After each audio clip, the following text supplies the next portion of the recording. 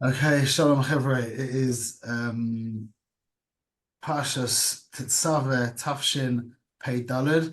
Just as a side point, there's a very famous mimer from the Lubavitcher Rebbe. I mean, it's famous in Lubavitch, called Ata Tetzaveh, which if you guys can look that up online or something, it's foundational. And if I had time, I would have prepared it and given it over, but I didn't. So we'll speak about something else. But if you do get a minute, it's amazing, mamash.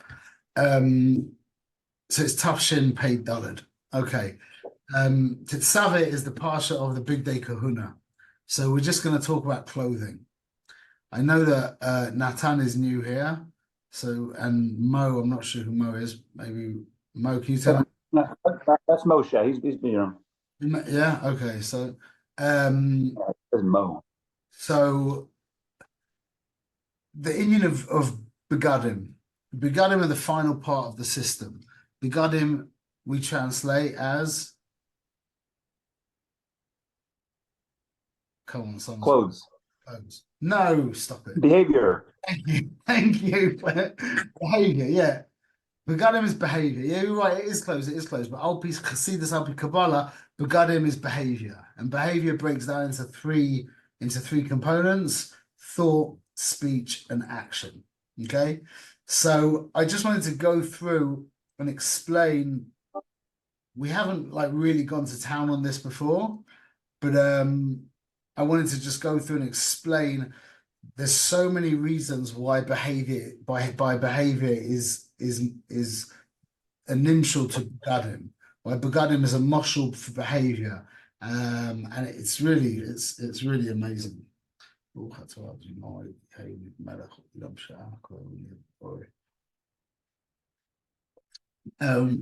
Okay, so just to not sure exactly where to start. I suppose we'll start at the Chet Eitz Hadas, that we were naked before we ate. Yeah, and there was no problem. There was no bushas, nothing. So it was a consequence of the Chet Eitz Hadas that we ended up wearing clothing. Now, clothing is Loshen Lavush, which works out really well. Michael will like this because it's La Bush. It's for bush, busha. It was because we had bushas that we ended up needing clothing. So clothing is an Indian of busha. What does clothing cover? So clothing covers your body. If clothing is the essence, sorry, slicha, I just gave it away now. If clothing is the behavior, yeah, then the body is really considered the essence. So clothing is to conceal essence. And you can't see essence. You can hear about essence maybe, but you can't see it. So by the Chet Eitz Hadas, and this just ties in, remember we could describe essence if we wanted to use one word for essence. Anybody give me one Hebrew word for essence? The ultimate essence of everything.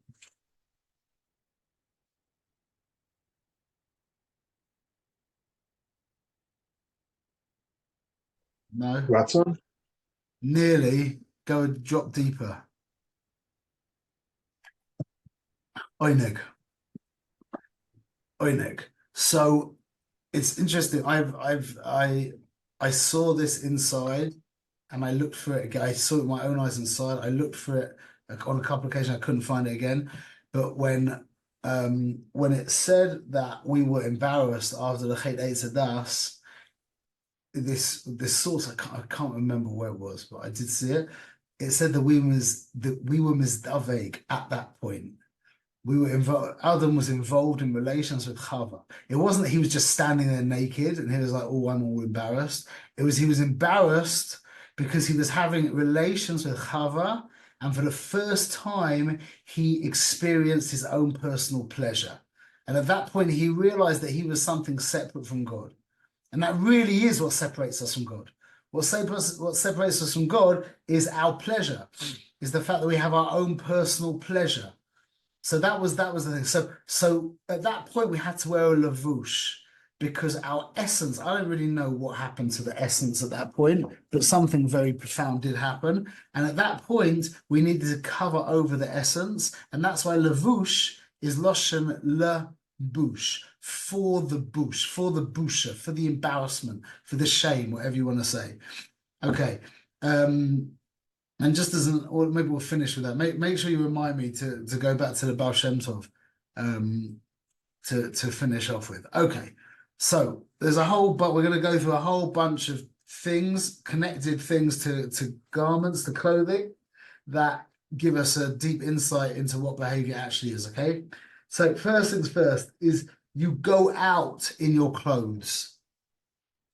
You can type these are you can write if you want to write down, these can be headings, and then we'll talk a little bit about each thing. We could talk a lot more about each thing, but we're just gonna give a Pesach, okay? So haschalas. So number one, you go out in your clothes. You can't go out naked. So you go out in your clothes. Your clothes are there for you to interact. They are the interface between you and everything else. Maybe that's actually what it was about in Gan Eden, that we left the way that the Rayatz explains, the previous Rebbe from the father-in-law of the Lubavitch Rebbe. If you listen to his whole take that Rav Manis gives over on what happened at Gan Eden, it was dafka the Inyan of going out. So, yeah, Michael, you heard that? Yeah, it's Peladik. It's from the Rayatz. So it was this idea of these two souls that are in Gan Eden, Mamash Gan Eden, Ruchnias Gan Eden, who kind of intuited what they needed to do, and they came out into this world. They came into a world of Misa. That was that you can listen to Manis's types on that. So we go out in our clothes. They're a way for us to interface, to interact with the external, with externality, with things that are outside. Okay, number one. Okay, garments express we express ourselves through garments. Okay, so obviously Haredim always feel the same way because we just wear the same clothes all the time. But people who aren't Haredim, they wear different clothes to express or describe different moods they're having. Just like with our behavior is a way of expressing who we are. An angry person behaves in an angry way. A very relaxed, easygoing person, his behaviors will be more like that. Okay. Now, just as a side point here, this is very important, is in regards to expression, clothing can either hinder or help expression. So, for example, if you're dressed up in a big, very heavy jeans and a very heavy duffel coat and a big raincoat on top of that as well, yeah, you can't. Your body is restricted very much. Whereas if you're wearing like some loose-fitting khaki pants and a t-shirt, or tight fitting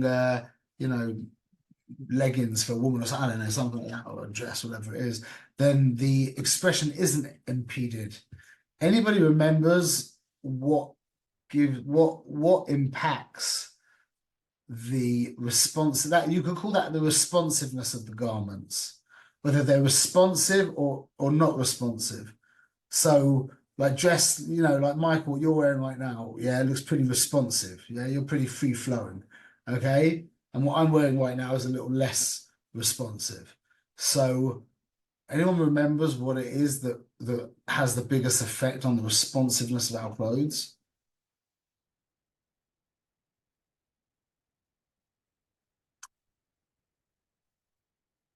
It's the level of kedusha between our parents when we were conceived. If they were involved with each other physically, the more selfless their act with each other was, the more responsive the garments are. Okay? Okay. So we go out in our clothes, they are an expression of us. They cover us up. Remember, you can't look at essence. You can't see essence. You just can't see it. So garments cover us up, which means that the only way that you know that your wife is standing there in front of you is that she's standing there in front of you. That sounds a bit silly to say, but meaning that the way the Tanya explains it is, let's say you're sitting with Donald Trump, yeah, in the White House while he was president, yeah. You're sitting there across him from the Oval Table, and you've got like, what can you say? You've got to like scratch your nose, and you're sitting there, he's right in front of you, and you don't feel comfortable scratching your nose, no? But you see him like, he's like getting older, and like how your grandparents would like be talking to you, and they'd be like this, and then they'd be like that, and then like that again, yeah? So when Trump goes like that, you might actually just tuck a scratch your nose. Why? Because you don't have any pachad from his goof. The pachad is from him. If he was lying asleep in front of you, you would do whatever. You'd check your email, you'd pick your nose, you'd do whatever you want. There's no pachad from his goof. The pachad's from him, from the consciousness behind the goof. But you would never know that consciousness was there if it wasn't for the goof. So the goof covers up the consciousness. Now you think there's a goof. Where's the consciousness? But at the same time, if it wasn't for the goof, you wouldn't be able to experience the consciousness. That's the same with all relationships. Yeah, it always goes through the goof, which is like clothing as well. Always goes through the goof. Meaning, if there was no goof, there would be no way of interacting with another. So it covers up, but it's a cover-up al-manas to reveal, so as to reveal. You with me? And that's really what cover-up always is, LP, in a holy, cover up from Hashem. He covers himself up so that he can become accessible to us. Without him covering himself up, there would be no way of interacting with him, no way of having a relationship with him, no way of knowing him. So there's a big chesed that he covers himself. Okay, everyone's with me? Okay, so we put them on and we take them off. This is really important. Sounds funny, yeah? I know it's like obvious, but clothes you put on and you take off. And that is maramis to the fact that by definition, all behavior begins and ends. If it's behavior, it has a beginning and it has an end. If it doesn't have a beginning and an end, it's not behavior. Okay, so we've got thought, speech, and action. Obviously, action. Okay, I'm taking Gavriel's washing to the dry cleaners. It begins by when I call him on the phone, or he calls me on the phone. When I pick up the dry clean, when I walk over there, I give it there, I get it dry clean, I walk back, I give it back to him, finished. Yeah, the mice is done. Yeah, we start speaking and we stop speaking. Even thinking that is kind of continuous, but thoughts are not continuous. The process of thinking, unless we work on it very hard, it just goes by itself. But each thought could be replaced by another thought, and I could stop thinking about this. What's the expression? Not pay it another thought. Is that an expression? It's not pay it another thought. Maybe sounds a bit off. I think I messed it up. But give it another thought. I won't give that another thought. Thank you. Yeah, that even thinking it begins and it ends. That's behavior. Masha'en kain, midas and seichel. So I say to you, you see, just think about, we've done this before, think about your 2 times table. And you're sitting there, you go 2 times 2 is 4, 2 times 6 is 12. Okay, stop. Finished. Okay? Whereas if I was just to turn around and say to you and say, stop loving your mother, you can't do that. Or if I was to say to you and say, make it that you don't know that 2 + 2 = 4. Make that false in your mind. You can't do that. To stop loving your mother, which I wouldn't recommend doing, but I suppose somebody could potentially do that with enough energy and enough time and enough craziness, they could probably do that. But to unknow 2 + 2 = 4, that would take that would be a real feat. But anyway, so the idea of seichel and midas is that they don't begin and end. They do less, but much less so than behavior. Behavior begins and ends. That's the idea of clothing, that you put it on and you take it off. Okay. Also, interestingly enough, clothing is seasonal, means it's affected by time. So, especially by women, they have they have one wardrobe for spring and they have another wardrobe for winter, whatever. Yeah, because it actually is affected. Your behavior is affected by the outside, by the elements that affects your behavior. Okay. Yeah, this is very important. You can wear someone else's clothes. I could take your dry cleaners. I could take your dry cleaner to the dry cleaners. That's me wearing your lavusha maisa. You need it done, and I'm doing it for you. I end up putting on your lavusha maisa. Or you could send me to be Makadesh, your wife to be, and I could go and I could go, Hare at Mukadeshes la Shlomi. And I could be Makadesh. That would be me becoming Malubish in your Lavusha Dibur. And how would you come Malubish in someone's Lavusha Machshava? How do you become enclosed inside? How do you think someone else's thoughts? By fulfilling their ratzon. That's more like Misa. How would you think their thoughts? How can I wear your Lavusha Machshava?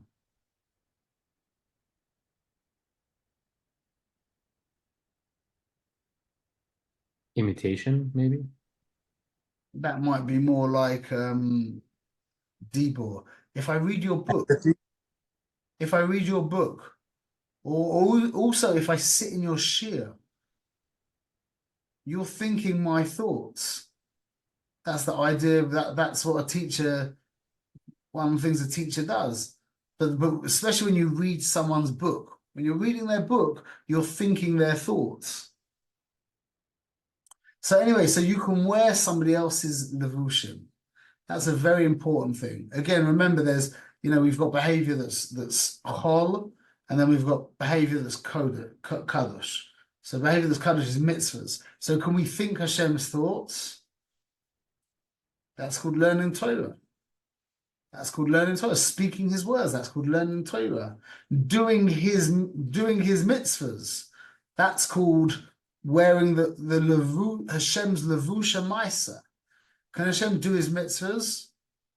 I suppose He could, but He'd have to break some of His rules. He's made some rules. So when we do the mitzvahs for Him, you remember? Michael, you weren't there. Yitzi was there. I think Natan as well. When we said it was just after davening quickly that I said it was before davening, about the idea of if you miss your tough kid, if there was an organization that you were meant to build and you didn't build it, then it's quite easy for Hashem to just work that out another way. But in regards to the mitzvahs that you have to do with your goof, like putting on tefillin, if you don't put on tefillin, then the world is really lacking. Hashem is being put in a compromised position because He needs your arm to have tefillin strapped on it if you're Jewish. And if you don't do that, then, well, I mean, I don't know how he'll work it out. He'll work it out somehow, but it's not as easy as if you just don't build the organization that you were going to build. That he can work out, if you don't put on tefillin on your arm, well, the whole bria is lacking. And it's an interesting idea. But that's Hashem doing His mitzvahs. When we do mitzvahs, we've said this endless times, but we'll say it endless more times, is that when you are doing mitzvahs, you're not doing mitzvahs. You're becoming a chelik in the mitzvah. You have a mitzvah is time, space, energy, and matter. Yeah? You are providing the energy and the matter as well, whether it's your teeth for matzah or your arm for whatever. So you become an ingredient in the mitzvah. Not that you do a mitzvah. Hashem's doing the mitzvah, so to speak. It's His levush hamaisa. And you're Zofa to wear that. That's pedagogic. Okay, onward. Animals don't wear clothes. It's actually interesting because animals kind of do wear clothes, but their clothes are built in. Animals are one with their clothes. They have they have fur, they have ore, they have skin, they have whatever whatever it is, but animals don't wear clothes. That's I think possibly the biggest difference between human beings and animals is that animals don't wear clothes. They are their clothes. See, when a human being is identified with his behavior, thought, speech, or action, and he thinks that that's him, then he's really fallen below the level of human being, basically. A human being needs to know that he is the one who behaves, he is the one who does, he is the one who speaks, and he is the one who thinks. He is not the doing, he is not the speaking, he is not the thinking. And when we get this really clear, and we create that distance between us and our behavior, now we become the Bala behavior. We are the ones who are behaving as opposed to the behavior itself. And like we've said before, when a person is angry, see, anger, just like everything else in creation, everything longs to continue to live, to continue to be. Yeah, you got the survival instinct. Everything. A disgusting Jerusalem cat that's on its last legs, yeah, will fight to survive for an extra few minutes. Yeah. Life longs to live. Anger is the same. So that's why it's so unproductive when someone's angry. Say, relax, relax. Because if they've become identified with their anger, to tell them to let go of their anger is basically say, please shoot yourself in the head. Please kill yourself. That's why it just doesn't work. It doesn't work at all. In fact, it will get them more and more angry. Because anger just like all living organisms want to continue to live, so too anger. So the only way we've got a chance of dealing with it is by making a distance, creating a distance between us and the anger. And then once we've done that, so for example, if you're angry with your wife, instead of saying, I'm really angry, say, I'm feeling anger, or there's anger in me, or however you want to phrase it, but don't say, I'm angry. Because if you say, I'm angry, you've compromised your ability to, you've really compromised your ability to actually take control of your behavior. So just that's an important point. So that's the reason animals don't have clothing. So animals don't wear clothing. They are their clothing. Human beings wear clothing. Clothing is external to us. Our behavior is external to us, meaning that we have shlita over our behavior. And that is to know that, I mean, a lot of people say, oh no, I can't control myself and whatever, this and that. But the person who genuinely can't control himself is a sick person. You've always got, no matter how deep the addiction is, yeah, you can think of it like, we've said this before, but no matter how deep the addiction is, when the person's about to press the button, yeah, and to look at the things he shouldn't be looking at online, and you feel you feel absolutely compelled. Yeah, there's nothing that can stop you, yeah? Except if a guy jumps out from the cupboard and says, here, by the way, here's $10,000 not to press that button. You'll be like, okay. So the question is, what's the price? Yeah. The real thing is that the guy could just jump out the cupboard and look at you, and you wouldn't look at that. You would never, the embarrassment would be too much. You wouldn't need to offer you anything, just the fact that there's somebody else in the room. And I think that is the most destructive part of pornography. The most destructive part of the addiction of pornography is, don't get me wrong, there's a lot of bad stuff with that, a lot of bad stuff. I think the most destructive part of pornography is that you, by definition, become an atheist, an absolute atheist for the duration of the viewing session, that person becomes an atheist, because you wouldn't be able to look at that in front of anyone. No one, everyone knows it's intrinsically ra and tame. So you have to become an atheist by definition. It has to be that God doesn't exist. It has to be. That's really not healthy. Terrible. Doesn't that apply to any Avera?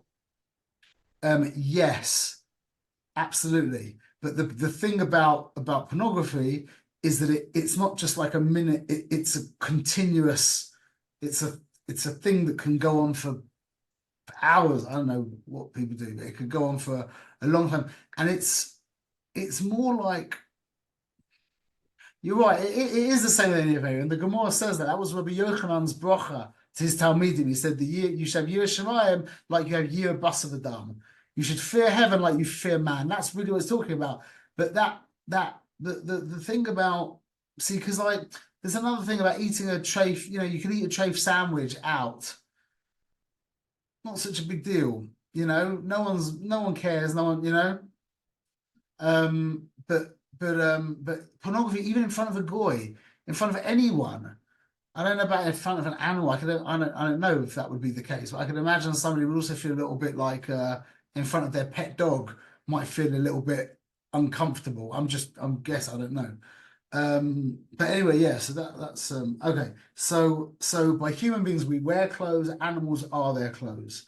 Okay, you can wear false clothes, meaning you can act in ways that are contrary to who you are. L'toiv v'lerah. Meaning you can do things that are not typical of you, and you could turn around to somebody and say, I don't know what came over me, I'm so sorry, I can't believe I did that. Yeah, I'll never do that again. Or conversely, you can feel like you want to do something not Peseda and act opposite to that. So you can wear false clothes, and that's very good. That's very healthy. Unlike what they might say in Western civilization, where you have to express yourself and whatever comes do. Yeah, that's not what we say. Bichalal. Be false. If what's going on inside is not Peseda, then act falsely. Yeah, that's very holy. Okay. Garments are layered. So you have the garment that touches your vest that touches your skin. Then you have your shirt or your tzitzis, whatever. Then you have your chalifa, your rechel, your outer garment, and that corresponds to thought, speech, and action. What's the most inner garment?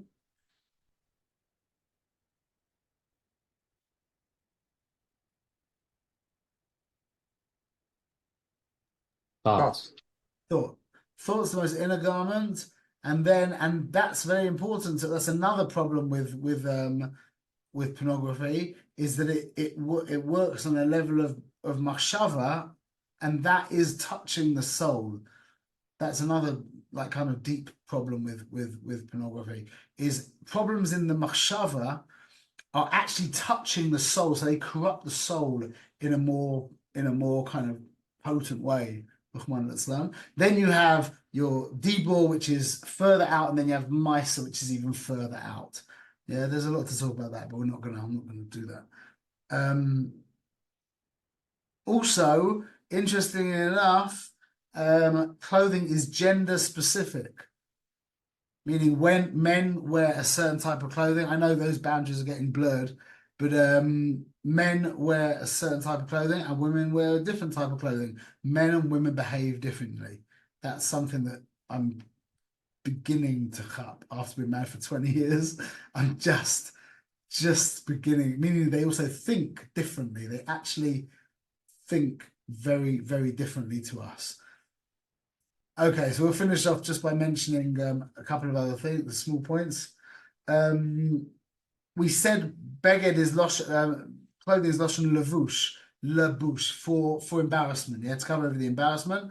It's also lashon beged, base gimel dalad. Yeah, which also means boyged, which means to be a traitor, to lie, to deceive, So I saw this by Rabbi Tatzi explain one time that you have Aleph, base gimel dalad. So the beged conceals the Aleph, which is Alufa Sha'olam, which is the Boina Shalom. Okay, and we'll finish off. Everyone got that? Mike, you look confused. Okay. Can you repeat that last point about concealing the olive? So we've got the Aleph base goes Aleph base Gimel Daled. Yeah. So Beged is Aleph base Gimel Daled. So the concept of the Beged is you've got the Aleph, which is a Luf for Sha'olam. Aleph is always Hashem, yeah, for lots of reasons. And then you have base Gimel Daled, that the Aleph base is the big day Hashem, so to speak. They enclose Hashem so that we can have a relationship with him. So I thought it was Bez Gimel Daled is surrounded by Hashem with the Aleph and the Hey. Someone who's dressed properly, then they're surrounded by Hashem. Very nice. Also beautiful.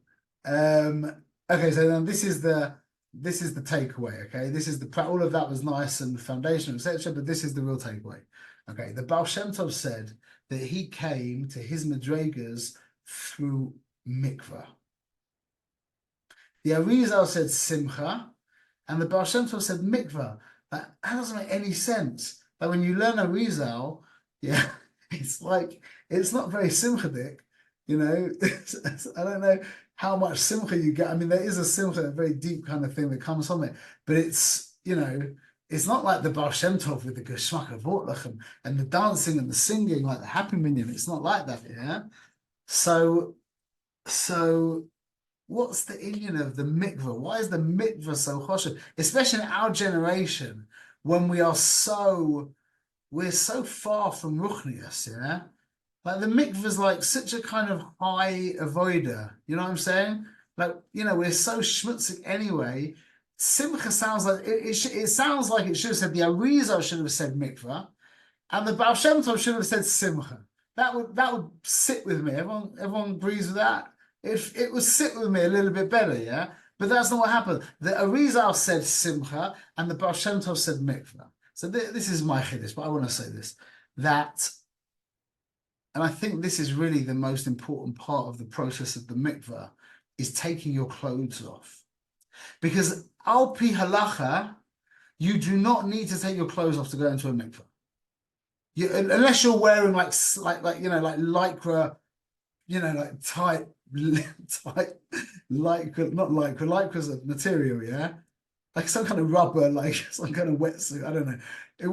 Otherwise, you could jump in the water, and if you wanted to be makpid, you could just pull the elastic out a teeny bit from your boxers, whatever. 100% kosher. You wouldn't even need to pull the elastic; they're not tight enough that it would be a chatzitza. 100% kosher. So there's a big question: like, why do we compromise the sneer so much? You with me? Why do we compromise the sneer so much in a mikvah? It's not sneers in a mikvah. What's the inyan that and I think that's the inyan is that we take off our clothes, and that's lashon poishet. Poishet is the Hebrew verb to remove your clothes, and that means to become poshet. That's the inyan. The poshet yid is without clothes. Just the clothes dissolve. The clothes dissolve on the human being. See, clothes by definition are very complicated. Think about look at your clothing, yeah? It's crazy complicated.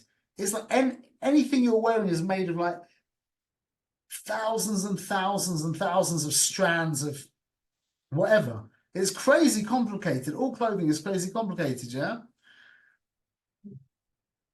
Except for maybe leather, that's interesting. But fur and any kind of what do you call it? Like a bud.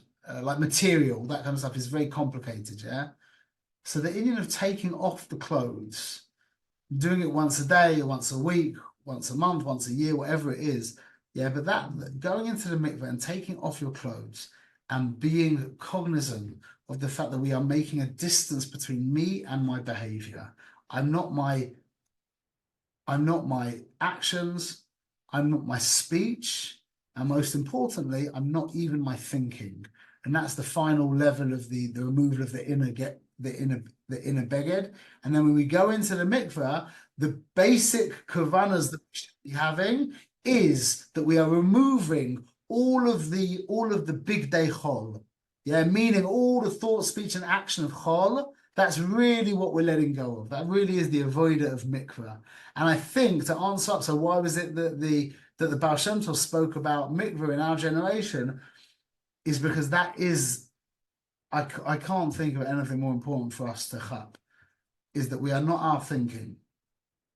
We're also not our speech, we're not our actions yet, but we're not our thinking. And in our generation, when the thinking has hit like fever pitch, crazy, insane thinking, yeah, that to do that once a day, once a week, whatever it is, and to just remember, I'm not my thinking, I'm not my thinking. These thoughts are happening to me, they're going through me, but I'm not them, and I can ascend above them.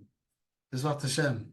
But I told you a little bit off topic because we're talking about Big Day Kahuna, but Alpi Kabbalah, you can learn the whole thing as well. Alpi the Big Day Kahuna and all the different clothing that they wore as well. So anyway, we should be zocha to know that we wear our clothing, we are not our clothing, and that means that we can and are chayav to take responsibility for our behavior and to behave correctly in every single situation. B'ezrat Hashem. Okay, Shekoyach. Have a good Shabbos. I'm going to miss you guys. Good Shabbos. We enjoyed having you in LA very much. Thank you for your time here and your Torah. My pleasure. My pleasure, really. Bye Okay. bye. Thank you so much. Thank you. It was great. Thank you. Cultive. See you soon. Bye.